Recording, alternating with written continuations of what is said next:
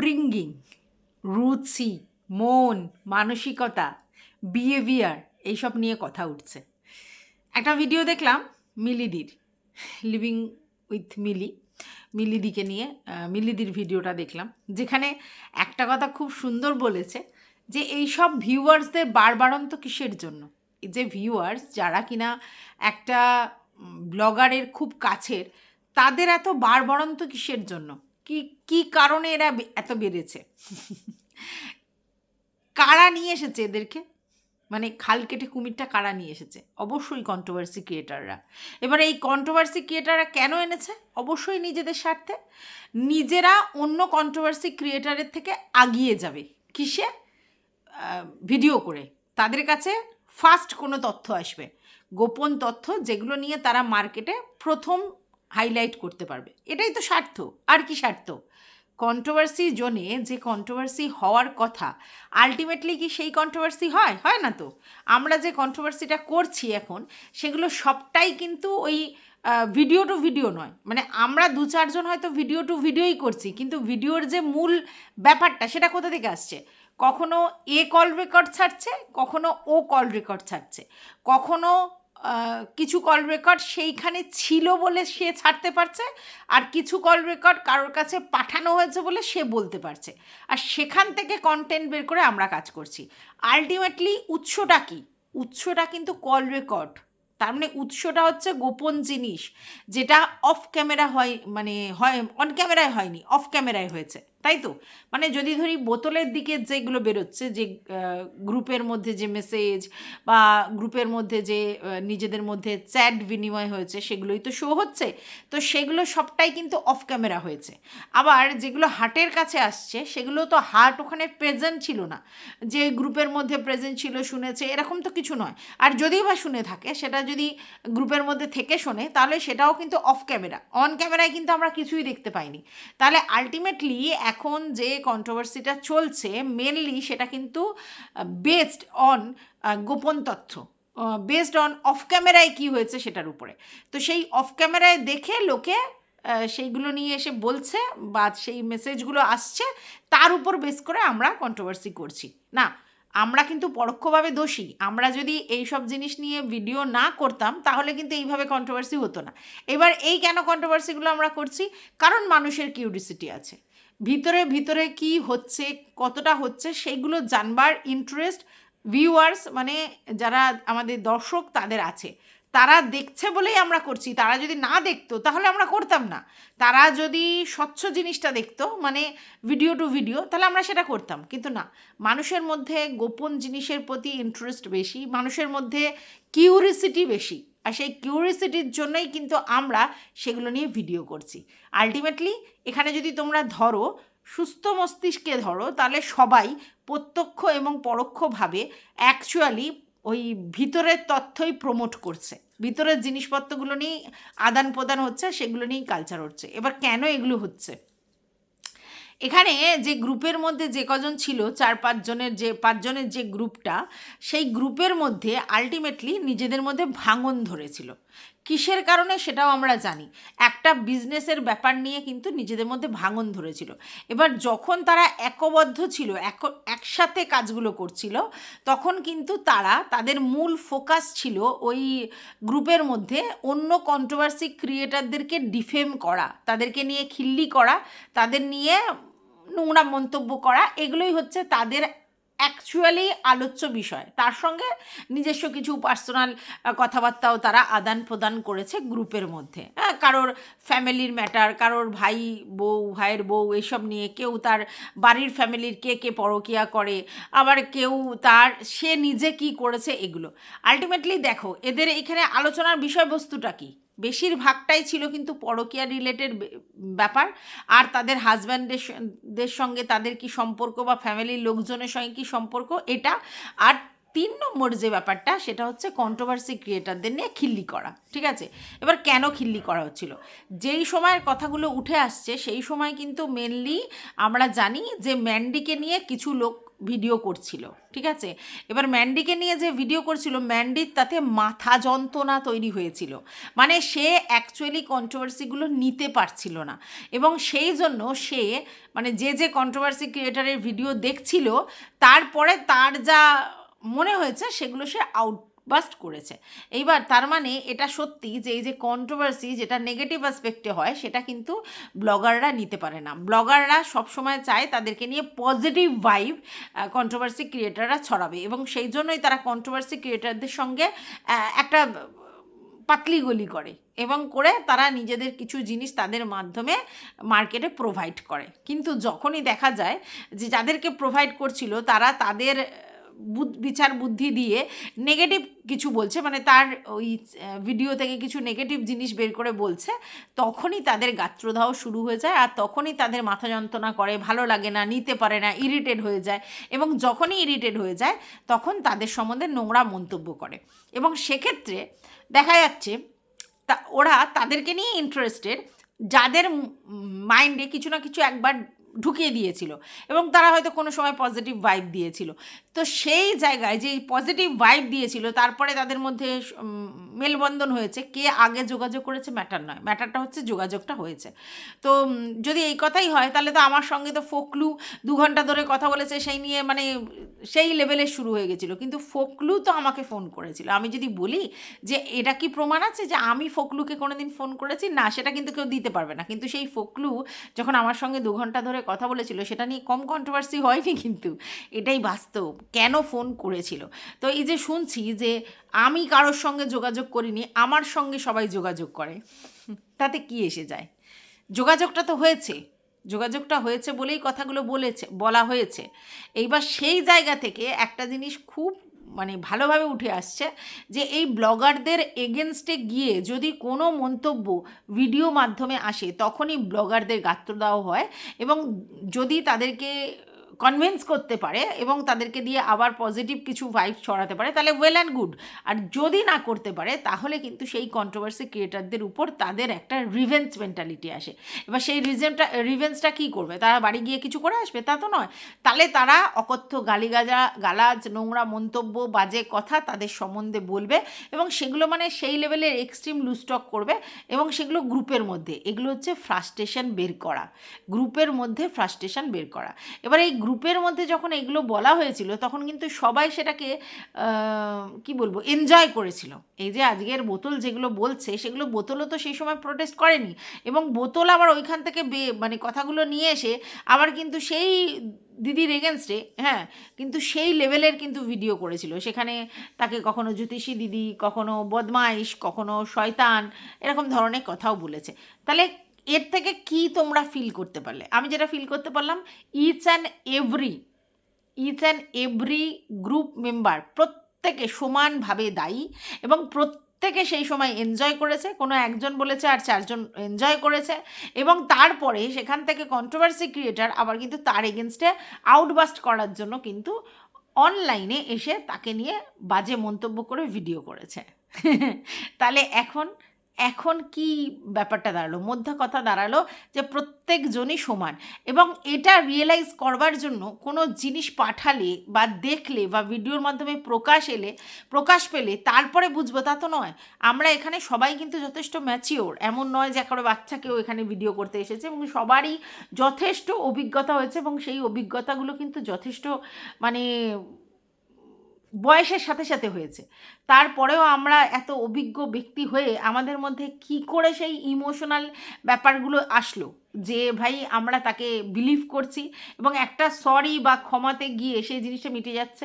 আজকের একটা জিনিস বোঝো, আমি তোমাদেরকে বলি, এইখানে মেন হচ্ছে কলকাঠি নাড়ার মানে মেন পান্ডাটা কে ছিল? আমি কিন্তু তোমাদেরকে বলি যে স্যান্ডি ছিল প্রথম থেকে, আজকের নয়। এখন তো তোমরা সবাই রিয়েলাইজ করতে পারছো, বুঝতে পারছো স্যান্ডি, কিন্তু আমি বহুদিন আগে থাকতে বলছি যে এই পুরো প্ল্যানটা স্যান্ডির ছিল, অন্য কারোর ছিল না। তাহলে কি রিভেঞ্জের জন্য তারা কত এক্সট্রিম লেভেল পর্যন্ত পৌঁছতে পারে সেই উদাহরণগুলো তোমাদের কাছে এসেছে। তাহলে স্যান্ডি যদি একা রিভেঞ্জের জন্য এত কিছু করতে পারে, বাদ বাকি যারা তারা রিভেঞ্জের জন্য কি করতে পারে? ওই গ্রুপের মধ্যে ফ্রাস্ট্রেশন নিকালতে পারে। এবার সামনে কি কেউ বলতে পারে? সামনে বলার ধক তো সবার থাকে না, সামনে বলার ধক সবার থাকে না। হ্যাঁ, এবার তুমি বলতে পারো, অনেকেই বলতে পারো কেন আমাদের বোতলের তো আছে সামনে বলার ধক। আরে ভাই, তোমরা ভুলে যাচ্ছ সে একজন কন্ট্রোভার্সি ক্রিয়েটার এবং তার মুখের ভাষা এরকম ধরনেরই। সে বলে যে আমাকে কেউ কিছু বললে আমি তাকে একেবারে ঋণ না রেখে পুষিয়ে দেবো। তাহলে সে তো এইভাবেই কন্ট্রোভার্সি করে এসছে, তার জন্য সে তো বলবেই। কিন্তু ভিউয়ার্সরা তারা এরকম এসে মুখের উপর বলতে পারবে না যে এই তুমি এই, ওই তুমি ওই, এরকম তো বলতে পারবে না। তাহলে তাদেরকে এরকম গ্রুপের মধ্যেই ফ্রাস্ট্রেশন বের করতে হবে, আর বাইরে শো করতে হবে যে আমি তোমাকে প্রচণ্ড রেসপেক্ট করি। এটাই তো বুঝতে হবে যে হঠাৎ করে আমার প্রতি এত সদয় কেন, রেসপেক্ট করছে কেন আমাকে, আমাকে দিয়ে কাজ বের করে নেওয়ার জন্য, কাজ হাসিল করবার জন্য। এটা তো বাস্তব। আজকে যদি দীপ্তিদির সঙ্গে এই গোল্ডি দিদি যোগাযোগ না করতে পারতো, তাহলে কিন্তু দীপ্তিদির সঙ্গে গোল্ডি দিদির যে কথোপকথনগুলো হয়েছে বা ম্যান্ডির যে কথাগুলো বোতলের এগেনস্টে বলেছে সেগুলো দীপ্তিদি জানতে পারতো না। এবার দীপ্তিদি কেন ওদের সঙ্গে কথা বলে এন্টারটেন করেছে? তার কারণ দীপ্তিদির মনের মধ্যে কিউরিসিটি ছিল বোতলের সম্বন্ধে, এবং সেগুলো জানবে বলে কিউরিসিটি ছিল। হ্যাঁ, এবং সেগুলো ভিডিওতে বলবে বলেও কিউরিসিটি ছিল। এটা তো বাস্তব। কিউরিসিটি না থাকলে ডিনাই করে দিত যোগাযোগ করাটা, যখন করেছে না আমি এসব ব্যাপারে ইন্টারেস্টেড নই। কিন্তু কিউরিসিটি ছিল। মানুষের এই কিউরিসিটিটাই অবদমন মানুষ করতে পারে না, আর তার জন্যই এত কিছু হয়। আর তারপরে তো তোমরা জানো যে তারা আবার একটা সবাই মিলে কল করেছিল, সেখানে হার্ট ছিল, রিম্পু ছিল, গোল্ডি দিদি ছিল, হ্যাঁ তো ম্যান্ডি দিদি ছিল, তো সবাই ছিল। সবাই মিলে কিন্তু ডিসকাশনটা কি হয়েছে? হ্যাঁ, অবশ্যই বোতলকে নিয়ে হয়েছে। তাহলে এবার ওইখানে যখন বোতলকে নিয়ে হয়েছে, আর বোতল যেগুলো জানে সেগুলো বলবে না, এটা কখনো হয়? তো এটা তো স্বাভাবিক ছিল যে জিনিসটা হবেই, আজ না হয়তো কাল। তাহলে এত লোকে কি করে মানে কষ্ট পাচ্ছে, হার্ট হয়ে যাচ্ছে, আমি তো বুঝতে পারছি না। কারণ এগুলো তো সব ইমোশনের বহিঃপ্রকাশ। তাই কিসের ইমোশন, কার প্রতি ইমোশন? আজকের দিনে বলা হচ্ছে যে তার মাকে বেচতে পারে, যে তার ফ্যামিলির লোকজনের ক্যারিকেচার করতে পারে, সে আমাকে নিয়ে কি করে মান সম্মান আমার উপর মানে দেখাবে, বা আমাকে নিয়ে কি করে ভালো কথা বলবে? এক্স্যাক্টলি, এটাই তো পয়েন্ট, এটাই তো পয়েন্ট। এটার জন্য এত সময় লাগবে কেন? এটা তো বাস্তব যে একটা মেয়ে শুধুমাত্র পয়সার জন্য তার বাবার কেচ্ছা, তার মায়ের কেচ্ছা, তার ছোটো মার কেচ্ছা, তার বোনের কেচ্ছা, মানে সরি তার ননদের কেচ্ছা, যার সঙ্গে যথেষ্ট ভালো সম্পর্ক, আমরা দেখেছি ননদের সঙ্গে সেই লেভেলের বোন বোন করে সম্পর্ক, ইভেন শাশুড়ির ফোঁকা, হ্যাঁ বরের সম্বন্ধে বলা, সমস্ত কিছু সোশ্যাল মিডিয়াতে সে উগরে দিয়েছে।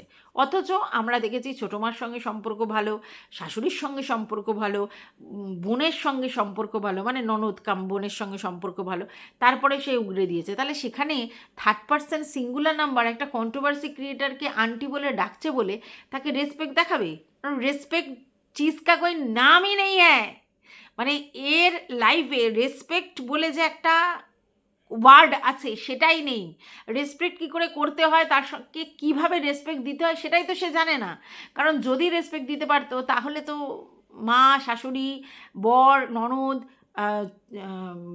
কী যেন ছোটো খুশশাশুড়ি, এদের নামে এগুলো বলতে পারতো? এই রিসেন্টলি ছোটো মায়ের নামে বলে রেখেছে, যেগুলো বোতলের কাছে বলেছে, এবং বোতল কিন্তু সেগুলো প্রমাণ দিয়ে দিয়ে বলেছে, এই বলেছে, ওই বলেছে, সেই বলেছে। তার মানেটা কী? অথচ দেখো তাদের সঙ্গে কত ঘনিষ্ঠ সম্পর্ক। কী জন্য সম্পর্কটাতে এইসব কথাগুলো বলা হয়েছে? তার কারণ হচ্ছে এই ছোটো মা আর কি একটা সময় সাহায্য করেছিল আমরা জানি, তারপরে কথাবার্তা বন্ধ ছিল, তারপরে ছোটো মার সম্বন্ধে শুরু করলো, এবং তারপরে একটা কথা এরকমও বলেছে যে আমি কারোর হচ্ছে রোগ নিয়ে পয়সা কামাতে আসিনি। তার মানে সেখানে কিন্তু হিউমিলেট করলো ছোটো মাকে, কারণ ছোটো মা ওই বড় জায়ের ছেলের রোগ নিয়ে ডাক্তারখানা নিয়ে কিন্তু কন্টেন্ট করছিল, তার মানে তাকে হিউমিলেট করা হয়ে গেল। তারপরে যেটা দেখলাম যে হরেকৃষ্ণ জেঠুর বেলায় কিন্তু সে কিন্তু ওইগুলোই বিক্রি করলো, এমনকি তার বার্নিং ঘাটের ব্যাপারগুলোও বিক্রি করলো, এবং সেখানে মানে একে অপরের পরিপূরক হলো ছোটো মা আরও, মানে ম্যান্ডি। তাহলে বুঝতে পেরেছ, যার মান সম্মান গ্রুপের মধ্যে বিলিয়ে দিচ্ছে, সেই ছোটো মার সঙ্গে আবার আধিক্যতা দেখাচ্ছে ভিডিওর মাধ্যমে, সেই লেভেলের আধিক্যতা কিছুদিন ধরে দেখাচ্ছিল। তাহলে এ যেমনি মানে যাকে তাকে মাথায় তুলতে পারে, যখন তখন তাকে মাথা থেকে নামিয়ে দিতে পারে। এদের কাছে না মানে মেন প্রায়োরিটি হচ্ছে পয়সা, সেখানে কোনো মান সম্মান ব্যক্তিত্ব পার্সোনালিটি ব্যক্তিত্ব একই, মানে এই সবগুলো কোনো ম্যাটার করে না। তা এটা বুঝতে কন্ট্রোভার্সি ক্রিয়েটারদের এত অসুবিধা হচ্ছে কেন, আমি তো এটা বুঝতে পারছি না। মানে এই ব্লগারদের কাছ থেকে তোমাদের এক্সপেকটেশনটা কী ছিল, যে তোমার সম্বন্ধে ভালো ভালো বলছে, তোমাকে ভালো বিহেভিয়ার দেখাচ্ছে, মানে তোমার প্রতি তার ফিলিংস আছে, ভালোবাসে তোমাকে, তোমার প্রতি রেসপেক্ট আছে। ওই যে বললাম ওই চিজটা ওদের নেই, ওরা জানেই না এটা কি জিনিস, না নিজেদের মান সম্মান আছে, না তো কাউকে মান সম্মান দিতে জানে। একটা জিনিস জানবে, যার নিজের যেটা আছে সে তখন সেটা করতে পারে। যদি কারোর মান সম্মান সত্যিই থেকে থাকে পার্সোনাল লাইফে, তাহলে সে সবাইকে রেসপেক্ট দেবে। আর যার মান সম্মান বলে জিনিসটা নেই, বিষয়বস্তুটা নেই, সে অন্য কাউকে রেসপেক্ট দিতে পারে? কখনো দিতে পেরেছে? এটা হয় না। তো যাই হোক, তো আজকের যেই জিনিসগুলো উঠে আসছে বা যেই জিনিসগুলো হচ্ছে, তার কিন্তু মেন ফান্ডাটা ভালো করে দেখলেই তোমরা বুঝতে পারবে, এরা কিন্তু সবাই এই যোগাযোগের মধ্যে ছিল। এবং সবথেকে বড় কথা, কার সঙ্গে যোগাযোগে ছিল? যে কিনা মিডিয়েটার, হ্যাঁ এই ব্লগারের মিডিয়েটার, তার সঙ্গে যোগাযোগটা রেখেছিল। কারণটা কি? মিডিয়েটারের মাধ্যমে কিছু খবর তো আদান প্রদান হয়েছে। এই গল্লি দিদি একটা সময় এসে আমাকে খুব গরম নিয়ে একটা কমেন্ট করেছিল, আমি জানি যে ওই খবরটা দিচ্ছে, কিন্তু আমি তখন দুজনের ভিডিও দেখে বুঝতে পেরেছিলাম, এক দীপ্তিদি এক দেবশ্রীদি, দুজনের ভিডিও দেখে বুঝতে পেরেছিলাম এরা ভিতরে কথা বলছে, এবং সেটা গোল্ডি দিদির দ্বারাই দেয়া হয়েছে। ঠিক আছে, তখন মারুর বিষয়টা উঠে এসেছিল, এইসব ব্যাপারগুলো উঠে এসেছিলো। বাট উনি আমাকে রীতিমতো শাসিয়ে কমেন্ট করে, তো আমি সরি টরি বলে নিয়েছিলাম যে ভাই ঠিক আছে, আমি তো জানি না, কারণ আমার কাছে প্রুফ ছিল না। আর আজকের দেখো সবটাই কিন্তু প্রুফ আকারে বেরিয়ে আসছে। এখন কি বলবে? বলার কিচ্ছু নেই। হ্যাঁ, তোমরা অনেকেই বলছো যে গোল্ডি দিদি আমার সঙ্গে যোগাযোগ করতে চেয়েছিল। না, কমেন্টের মাধ্যমে উনি এসে আমাকে অনেকবার অনেক কিছু বলেছে, আমার লাইভে আসতো, কমেন্ট করতো, এটা সত্যি। এবং আমার থেকে আমার হাজব্যান্ডকে বেশি প্রেফার করতো, এরকম বলতো। কিন্তু না, উনি আমার সঙ্গে কোনোদিন যোগাযোগ করার চেষ্টা করেনি। সোমা বলছে যে তোমার সঙ্গে যোগাযোগ করে কোনো লাভ নেই, সেটা বুঝে গেছিলাম। এক্স্যাক্টলি এটা বুঝে গেছিলো যে আমার সঙ্গে যোগাযোগ করে কোনো লাভ নেই। আমার সঙ্গে যোগাযোগ করে যদি লাভ হতো, তাহলে আমার সঙ্গে যোগাযোগটা টিনার সঙ্গে কন্টিনিউ হতো। সেটা হয়নি। কিন্তু টিনা আমাকে 3বার ফোন করার পর না তো ও ফোন করেছে, না তো আমার তরফ থেকে কোনো দিন ফোন গেছে। তাই টিনা বুঝতে পেরেছে যে হবে না, মানে আমি যেটা রুনাদিকে দিয়ে করানোর চেষ্টা করব বা করছি বা বলছি, বা আমি যে ভিতরের কথাগুলো বলবো, যেগুলো রুনাদি এসে আমার হয়ে বলবে, সেগুলো রুনাদি করবে না। রুনাদি নিজের বুদ্ধিতেই চলবে। হ্যাঁ, আমি এটা শুনেছিলাম ছোটোবেলা থেকে আমার বাবাদের কাছ থেকে, যে পরের বুদ্ধিতে রাজা হওয়ার থেকে নিজের বুদ্ধিতে ভিখারি হওয়া ভালো। হ্যাঁ, তো আমার বুদ্ধিটা আমার বুদ্ধি, আমার ব্রেনটা আমার ব্রেন। তা আমি কেন অন্য লোকের কথাতে শুনবো, উঠবো, বসবো, নাচবো? সে যে আমাকে সবটা সত্যি কথা বলছে, কি প্রমাণ? আজকে দেখো, টিনু যে সব কিছু সত্যি কথা বলেনি সেটা তো উঠে আসছে। অনেক মিথ্যা কথা বলেছে, প্রচুর মিথ্যা কথা বলেছে। তো টিনার প্রথম কথাগুলো শুনেই যদি আমি সেরকম করে লাফালাফি করি, তাহলে তো আমি ভুল হয়ে যাব। হ্যাঁ, ইমোশনায় বশীভূত হয়ে 2-4টে ভিডিও আমি করেছিলাম। কেন ইমোশনায় বশীভূত? কারণ আমি এটা ভেবেছিলাম যে আর যাই করুক, টিনু যেটাই করেছে সেটা কিন্তু সোশ্যাল মিডিয়া এসে বেচার জিনিস ছিল না। এটা আমি এখনও মনে করি। আমার সঙ্গে অনেকেই অপোজ করবে, কিন্তু আমি মনে করি যে সেগুলো বেচার জিনিস ছিল না। সেগুলো না বেচলেও চলতো। তার চ্যাট রিভিল করা, তার সমস্ত কিছু রিভিল করা, এগুলোর কোনো প্রয়োজন ছিল না। তো সেখানে অনেকে আবার এই কথাটা বলবে যে না, খোকা নিজের দিকটা সেফ রাখার জন্য করেছে। তো যাই হোক, আমি এই ব্যাপারে তর্কে যেতে রাজি নই, কারণ আমি একরকম বলবো, অন্যরা অন্যরকম বলবে। বাট আমার এটা মত যে এটার দরকার ছিল না। পরকীয়া করেছে, অন্যায় করেছে, এবং পরকীয়া করে সে যদি বেরিয়ে আসে, তারপরে আর সেটা নিয়ে ক্যারিকেচার না করে ডিভোর্স করে যে যার মতো থাকাটাই ভালো ছিল। এটা আমি প্রথম থেকে বলে এসেছি। কিন্তু তার মধ্যে ঢুকে গেছে কেস কামারি, চুরি, অনেক কিছু ঢুকে গেছে। কিন্তু আমার টিনার প্রতি অবজেকশনটা কোথায়? প্রথম অবজেকশন, যে ও মিথ্যা কথা বলেছে ভিউয়ার্সদের কাছে যে আমি একা আছি, যেটাতে কিনা ও কোনো দিনই একা ছিল না। আচ্ছা, সেকেন্ড ব্যাপার যেটা ছিল, ও আমাদেরকে বলেছে, মানে ভিউয়ার্সদেরকে বলেছে যে আমার না খোকাকে চাই, না আমার ফকলুকে চাই। একটা সময় গিয়ে বলেছে আমার শুধু সন্তান চাই, যেটার জন্য সবাই ওর প্রতি একটা ফিলিংস রেখেছিল। আর সেই সন্তানকেই দেখার রাইটসটা পর্যন্ত ওকে ছেড়ে দিতে হয়। কী কারণে ছেড়েছে সেটা পরের কথা, কিন্তু ছেড়ে দিতে হয়। আর সেই জায়গা থেকেই ভিউয়ার্সরা কিন্তু ওর করতে শুরু করলো যে না, একটা মা তার সন্তানের জন্য ট্রাই করবে না, একটা মা তার সন্তানকে পাওয়ার জন্য এক্সট্রিম লেভেল পর্যন্ত যাবে না, এটা কেউ মানতেই পারেনি। আর সেখান থেকেই সমস্যা। তো যাই হোক, আজকের এই ব্যাপারটা তো আমি তোমাদের কাছে আগেও শেয়ার করেছি। এরপর ফোকলু কাণ্ড যখন এলো, তোমরা দেখেছো ফোকলু এসে আমাকে জানোয়ার জানোয়ার বলেছিলাম বলে আমাকে কী যেন একটা বাজে কথা বলেছিল। নোংরা গালাগালি দিয়েছিল। আর তার সঙ্গে আমার বর রাজমিস্ত্রি, ওর বাড়িতে আর কি রাজমিস্ত্রিগিরি করেছে, এসব বলেছে। তো এটা নিয়ে আমার মাথা ব্যথা কোনো দিন ছিল না, কারণ এই যে বললাম আমি কতটা কি করতে পারি, আমার হাজব্যান্ড কি, সেটা তো আমি জানি। তো কেউ কিছু বললেই কি আমি সেটা হয়ে যাব না, সেটা নিয়ে ইরিটেট ফিল করব। যেটা আমার মনে হয়েছে সেটা আমি বলেছি, তার রিটার্নে সে তার মতো করে বলেছে, তো ভালো হয়েছে। কিন্তু এই ছেলেটি একটা সময় আমাকে আবার কি ম্যাডাম, দিদি, আন্টি বলে সম্বোধন করেছে। আবার এই ছেলেটি বলেছে, মানে যে আমার কাছে বলেছে যে এ আমাকে কন্টেন্টের জন্য ফোন করতো, ও আমাকে কন্টেন্টের জন্য ফোন করতো। আর এই ছেলেটি আমাকে গুছিয়ে গুছিয়ে কল রেকর্ড, ভয়েস রেকর্ড, তারপরে হচ্ছে কিছু জিনিসপত্র পাঠিয়েছিল, যেগুলো মানে সে ভেবেছিল, এক্সপেক্ট করেছিল যে সেগুলো আমি ভিডিওতে দেবো। দেখো, আমি একটা এথিক্স মেনটেন করে চলি। আমার এত ভিডিও দেখছো, তোমরা কোথাও শুনছো যে কোনো রেকর্ড ফাঁস হয়েছে সেটা নিয়েও আমি কোনো দিন ভিডিওতে দিয়েছি, বা সে ভিডিও করেছে সেই ভিডিও থেকে কোনো অংশ তুলে নিয়ে আমি দিইনি। তার মানেটা কি? আমি এগুলো করতে চাই না, কারণ ওগুলো আইনের আওতায় পড়ে যাবে। তো সেগুলোর জন্য আমি নিজেকে সেই জায়গা থেকে কখনো করি না, চেষ্টা করি না। একবার আমি ওই দেবলীনার ব্যাপারটা স্ক্রিন রেকর্ড করে দিয়েছিলাম, তারপরে সঙ্গে সঙ্গে আমি সেটাকে তুলে নিয়েছিলাম, একটুখানি শুনিয়েছিলাম প্রথমটা, তারপরে তুলে নিয়েছিলাম, কারণ এগুলো করে কোনো লাভ নেই। ঠিক আছে, হয়তো কি সাময়িক পয়সা উপার্জন হবে, কিন্তু আলটিমেটলি এগুলো এথিক্সের বাইরে। তো যাই হোক, আজকের অনেকে কষ্ট পাচ্ছে, অনেকে দুঃখ পাচ্ছে, ভিউয়ার্সরাও অনেক কষ্ট পাচ্ছে, দুঃখ পাচ্ছে। এগুলো কেন হয়? এগুলো সব এক্সপেকটেশন থেকে হয়। তো একটা আননোন মানুষের প্রতি এক্সপেকটেশন রাখা, এটাই তো আমাদের ফল্ট। আমরা এক্সপেকটেশন নিজের লোকেদের কাছে রাখি, এবং সেই নিজের লোকেরাও কিন্তু আমাদের সেই এক্সপেকটেশন সবসময় ফুলফিল করতে পারে না। এই যে আমরা যারা সন্তান মানুষ করছি, বুকে হাত দিয়ে বলুন তো, আপনার সন্তানের প্রতি আপনার যে এক্সপেকটেশনগুলো রয়েছে প্রত্যেকটা সে ফুলফিল করে? বেশিরভাগ ক্ষেত্রেই করে না।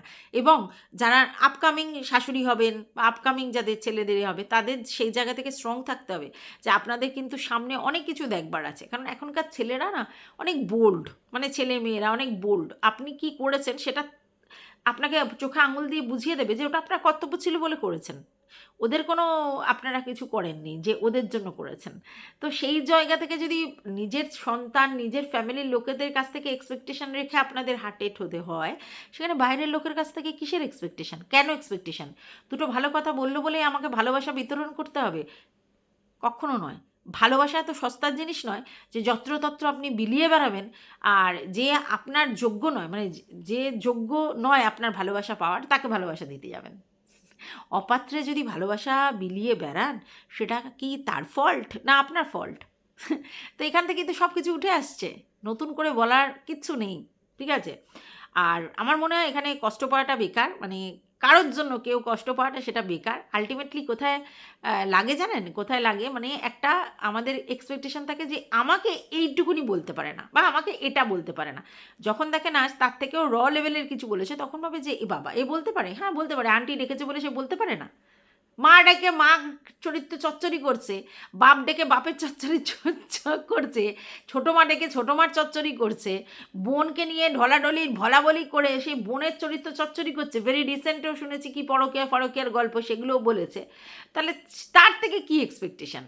এই ব্লগাররা শুধুমাত্র পয়সা ইনকাম করতে এসেছে, আর ওরা জানে নর্মাল ভিডিও করলে তাদের চলবে না, সবসময় একটা কন্ট্রোভার্সিয়াল টপিকের মধ্যে থাকতে হবে, এবং তার জন্য কন্ট্রোভার্সি ক্রিয়েটারদেরকে হায়ার করতে হবে, কাজে লাগাতে হবে।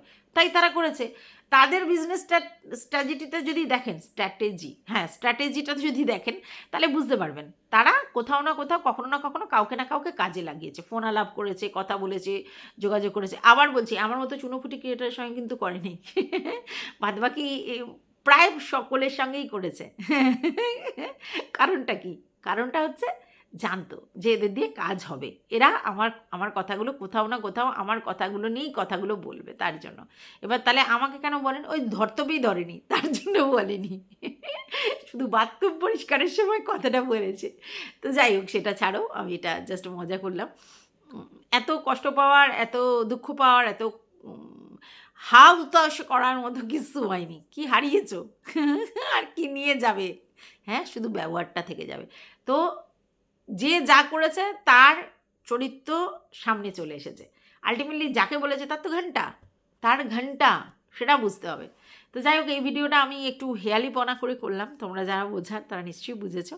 তো এটুকুই রাখলাম ভিডিওটা। তোমাদের যদি কিছু বক্তব্য থাকে কমেন্ট বক্স তো খোলা আছে।